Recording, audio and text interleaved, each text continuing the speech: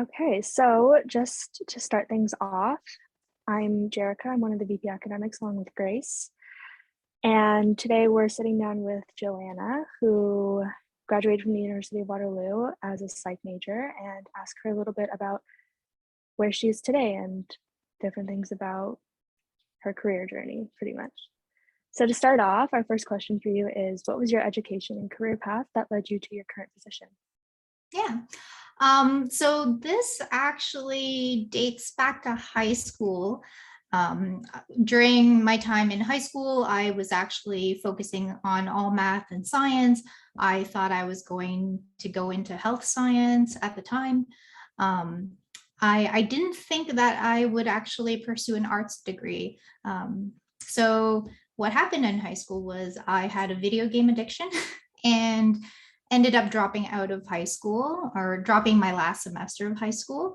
I didn't take algebra and geometry, so I actually did not get accepted into any of the health science programs I applied to, since that was a prerequisite. My backup was I had a fantastic German teacher in high school, and I wanted to teach German as well. So I did apply to University of Waterloo for the German program and got accepted there.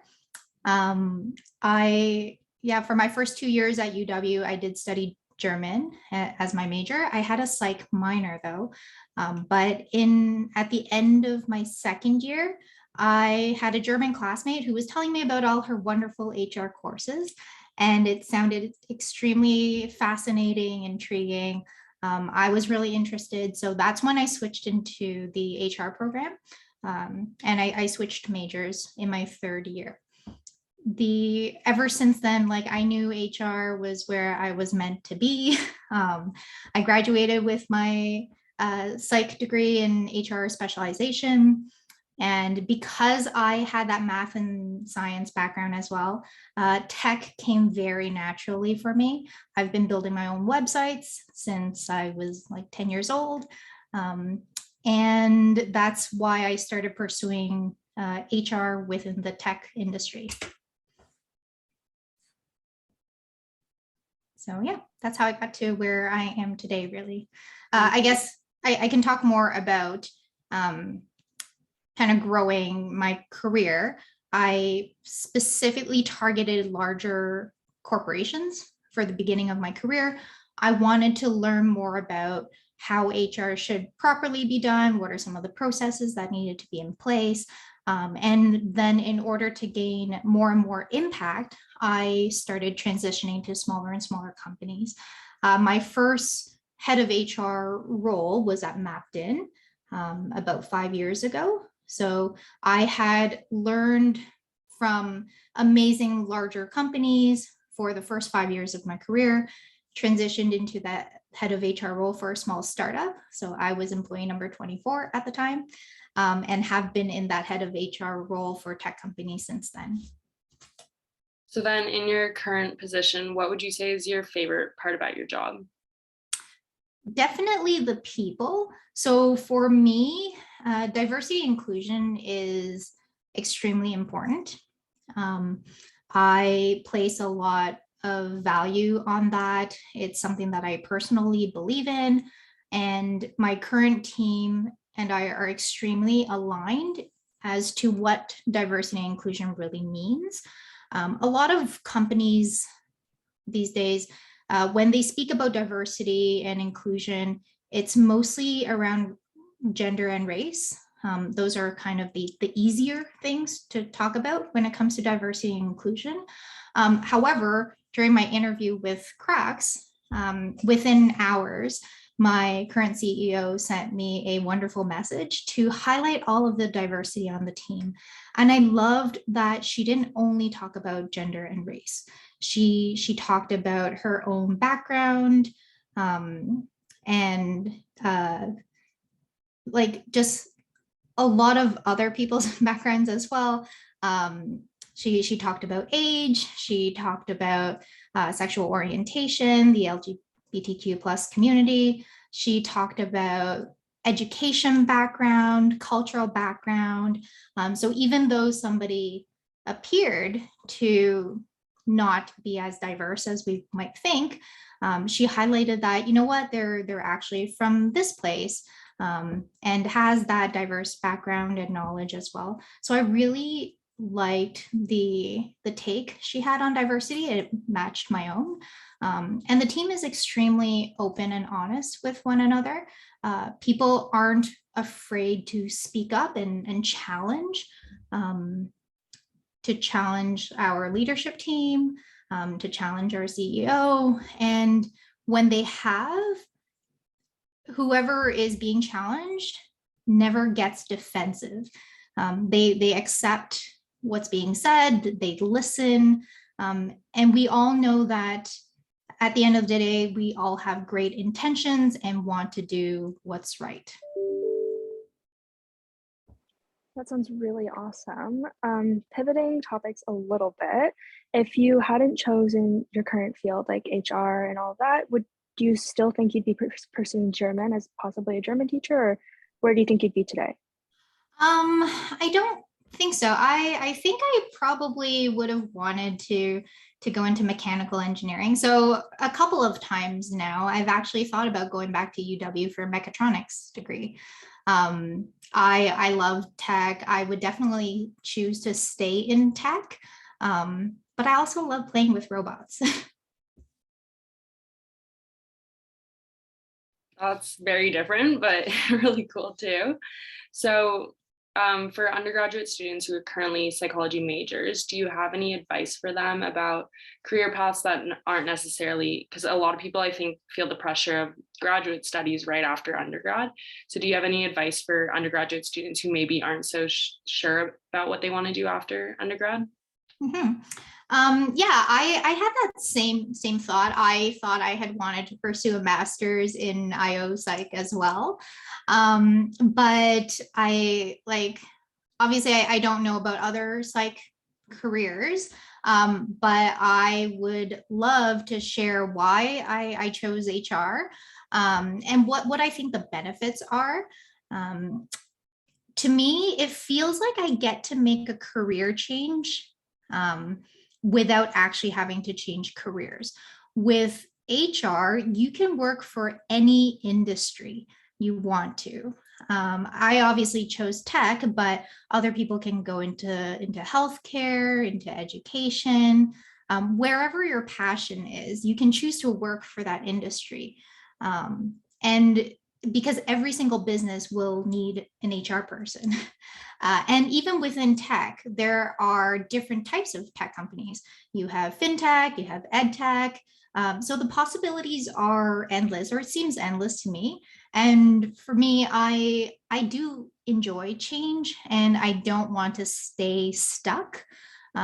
So being able to have that versatility is extremely important to me. And I think it's a lot of fun that I can choose a secondary passion, so to say. That is very informative and very cool. Definitely gives me a new perspective on HR. Kind of pivoting into more specific questions about you, because you weren't in the co-op program, how did you manage to get experience to enter the workforce? Was it more like based off of your coursework and you kind of started from there, or did you do volunteer roles? Yeah, so I don't know if the course still exists. I took an internship course, so Psych 467, I believe. And there you have to do a co-op type placement where you do work at a company for around 10 hours a week for 10 to 12 weeks, I believe. So that was kind of my first real world HR experience. I worked at the city of Kitchener as like an HR co-op-ish type role. But I also did a lot of volunteer work, and I created HR positions for myself. So I was part of PsychSoc, I was part of the Art Student Union. I volunteered throughout the region. So I did TEDx Waterloo, I did Canada 3.0. So was able to create those opportunities for myself to get that experience. It also helped that my very first job, I actually transferred internally within Home Depot. I had worked there as a sales associate, and when an HR role opened up, I transferred internally. It sounds like you're involved in a lot of things in your undergraduate time. So, what would you say is the value of studying HRM, and particularly in relation to being a psych major? Mhm. So I think, so I'll speak to the psych major part first. University of Waterloo has one of the best psych programs. The number of research methods courses that are required as part of that degree is higher than most, but also extremely important. I learned how to think very critically from that program. And HR specifically, I do think that in order for you to be successful in any job, communication is really important. How to deal with people is important. You're always going to be working with people. So understanding them, understanding how a business functions, knowing what your rights are even, can be extremely beneficial to any type of employee. Or if you have, if you want to start your own business, having that HR background would be extremely helpful too.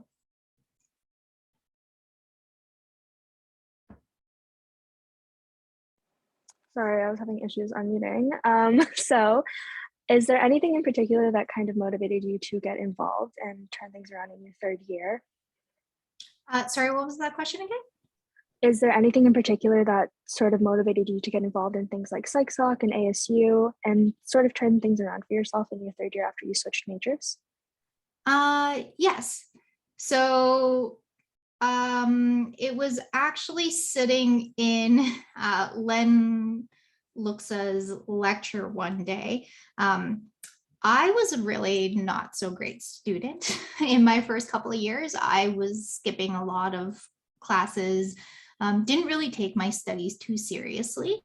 But for my HRM 200 class, one of the very first lectures, I was sitting near the back, maybe half paying attention. It was like the second lecture of the course.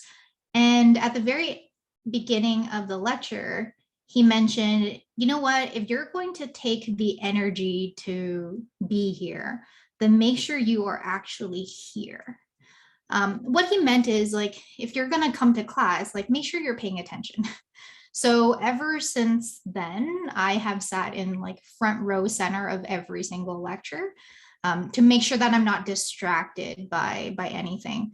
And that's when I really started focusing on my studies. My very first volunteer opportunity was at a fall open house. And it was interesting because they needed team leaders that day. And the qualifications was whether or not you had a cell phone for other people to contact you. So I was made a team leader for the fall open house, my very first volunteer opportunity with UW. And because I ended up shouting very loudly throughout the day, directing people, just being helpful in general, one of my fellow volunteers suggested that, hey, maybe you might want to be an orientation leader. I think you'd be good at it. Because he had said that to me, I became an orientation leader. Through that, I was a coordinator in my first year. And I fell in love with volunteering. That moment, deciding to volunteer with Fall Open House, kind of changed my life. I started volunteering again with PsychSoc, with ASU, and then I started finding more and more opportunities outside of UW as well.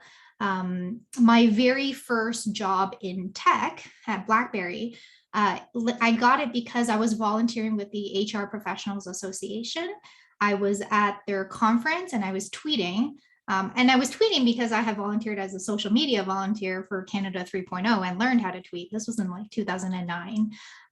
So when I was tweeting, Nick Bontis, he was the opening keynote speaker. He saw me tweeting at him. So for his opening keynote in front of 3,000 HR professionals, he's like, hey, all of you need to be more like Joanna Wu from Waterloo. And he read my profile out in his opening keynote. That's how people learned about me. And BlackBerry sent me an email saying, hey, we we heard about you at this conference, really wanted to reach out to you and chat about this position that we have. So yeah, volunteering got me kind of all the jobs that I have today. Even so, I was part of the BlackBerry layoffs. When that happened, I tweeted that, hey, this happened, I'm looking for a new role. Somebody saw my tweet and referred me to Manulife. So I got picked up by Manulife very quickly. So yeah, I have my entire career to thank volunteering for, really. It's actually crazy that how you mentioned like all the Twitter and everything with this, because like for even myself, like I am applying to graduate studies, but Twitter is such a big thing when it comes to connections or just like networking in general. There's so many people and people are very open to having those discussions, I think, for the most part, or else they wouldn't be on Twitter doing that kind of stuff. Mm-hmm. But I just thought that was funny that you mentioned that. So then kind of a last question. So what is your everyday life, like a work day for you? What do you do? What's kind of the schedule? Is it very routine or it kind of changes every day? Give some insight on that. Yeah, so I guess I'll talk about HR in general, working in tech in HR. So I've chosen kind of to mostly stay at startups, which means that it's usually quite chaotic. But at the same time, you get a lot of autonomy. My day can start anywhere between 7 in the morning to noon. I've had the flexibility to, I actually moved out west for a few months during the pandemic while the company that I worked for was still in KW. So I would start work at 5 in the morning, be finished by 2 p.m., and then go for hikes or go snowboarding for the rest of the day. It was extremely flexible. Now I work at a fully remote company where, again, my team is kind of scattered all across the world. So I can start my day at any time that I want to, whatever works best for me.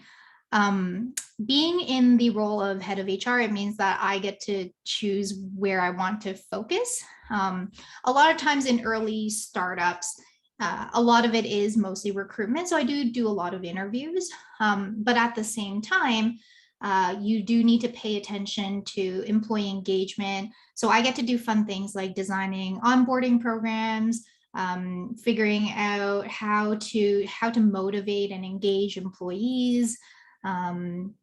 And like my day can change so much. A lot of it is unplanned, I would say. Situations just come up. A lot of employees reach out to me throughout the day with whatever situations they're dealing with, sometimes happy, sometimes not so much. And I really look at HR as kind of running a business within another business. What I mean by that is the recruitment side of things. You're looking at sales and marketing. You have to write the job posting, that's the marketing aspect. You have to sell the job to the candidate, that's the sales. There are legal aspects to HR's employment laws and things like that. So that's kind of the legal side of the business. Finances, you have to figure out your payroll. You need to figure out how to come up with a compensation plan for the company, your compensation strategy. You need to build programs for your employees to keep them engaged. So that's kind of like product design and development and product management as well. So I use a lot of those principles to guide me in developing those programs. And really it touches upon every aspect of the business. So yeah, I don't really have a normal day. Yeah, it sounds like you're doing a lot of things all the time.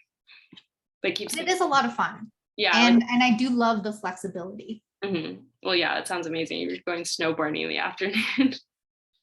With Crux right now, because my team is mostly in the mountain or Pacific time zones, I actually get to snowboard in the morning instead and then work later.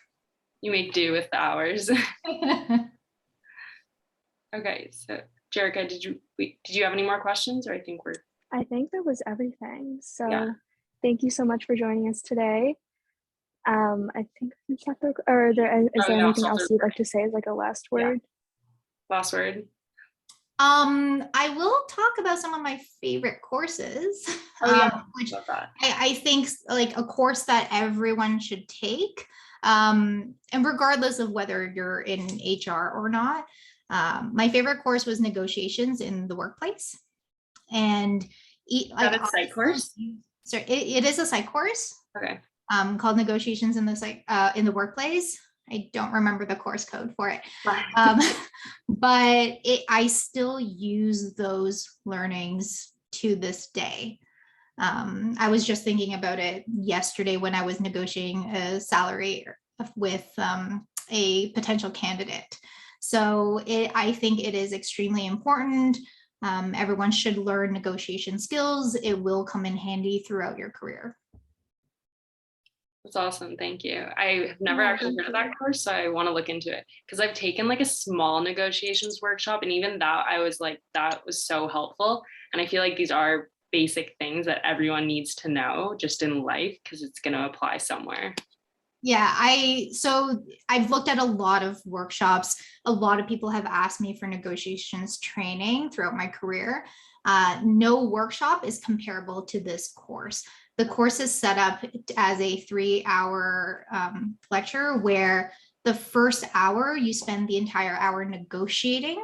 And then the second hour you're debriefing what happened in the negotiation, what you could have done better, etc. What information the other side had. And then the third hour, you're learning techniques, learning new things. And at the end of the lecture, you're given another persona to prepare for your next negotiation at the beginning of the next class. So there's a lot of prep work, right, but you get to know what you missed out on as well. And just like builds on each class. Yeah. Cool. Sounds super cool. Okay.